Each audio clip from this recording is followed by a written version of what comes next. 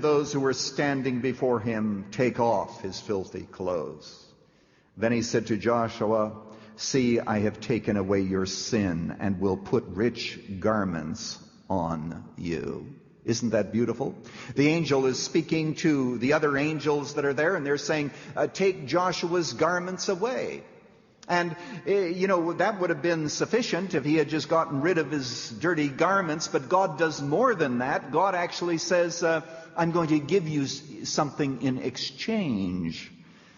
I want you to know today that a Christian is not a sinner minus his sins. That's only half the story. A Christian is a sinner clothed in the righteousness of Christ, standing in rich garments, it says here. The idea actually is festal robes, beautiful garments, holy garments, acceptable garments to the angel of the Lord, garments that are completely acceptable to God.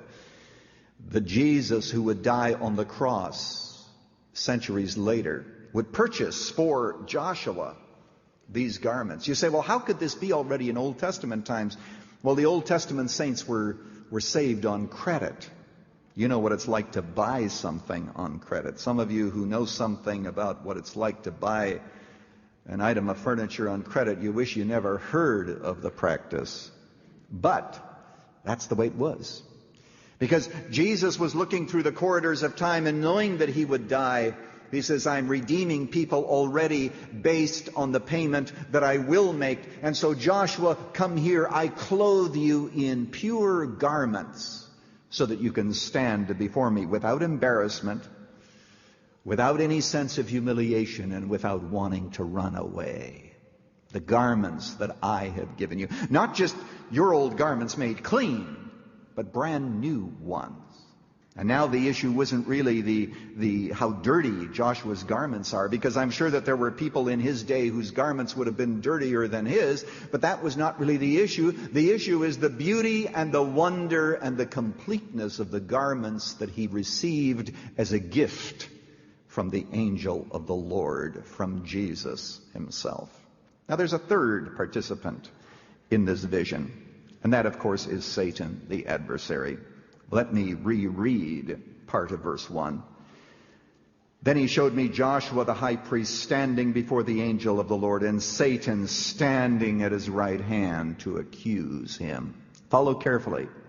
What is supposed to be portrayed as reconciliation between a sinner and God, Satan now interjects something else, and he tries to divide God and the sinner through his accusations.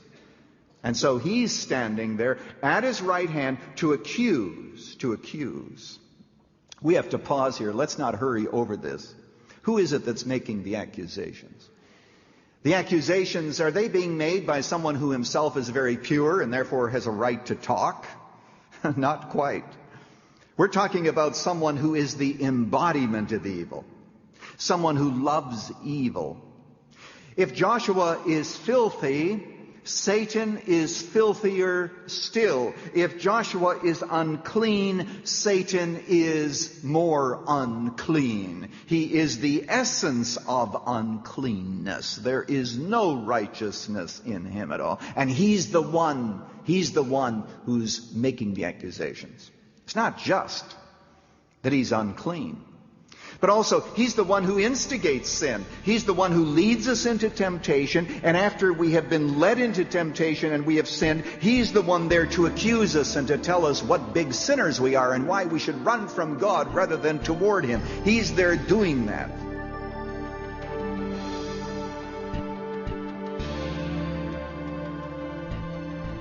This is Pastor Lutzer.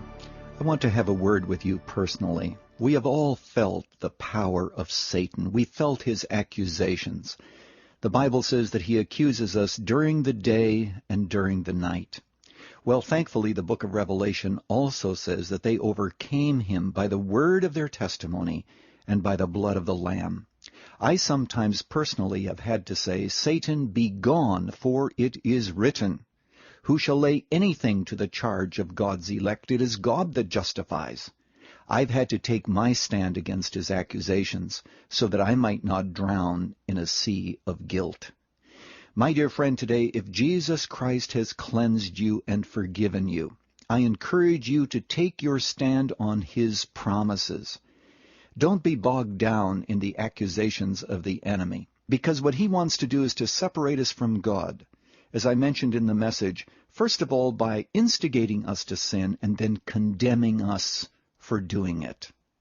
Jesus Christ's provision is adequate for your sin. Hear me carefully. Yes, your sin. Come to him, receive his forgiveness, and stand against the accusations of the accuser. Thank you, Dr. Lutzer. Erwin Lutzer has been talking with us about part 2 of The Guilt You Can't Wish Away, the second of 6 messages on After You've Blown It, reconnecting with God and others. Tomorrow, tune in to find out more about how to handle the devil's whispered lies. Running to Win comes to you from Chicago's Moody Church to help you understand God's roadmap for your race of life. This current series can be yours on CD, cassette, or MP3. Also, it's in print as a Multnomah Life Change book. For full information, call toll-free at 1-800-215-5001. That's 1-800-215-5001. Ask about the series After You've Blown It when you call. For information on other ministry resources and to learn more about Moody Church, visit our website at runningtowin.org. Please don't forget, this broadcast is supported by listeners like you. This is Dave McAllister. Perhaps you know someone who is drowning in guilt. If so, ask them to listen tomorrow for our next Running to Win.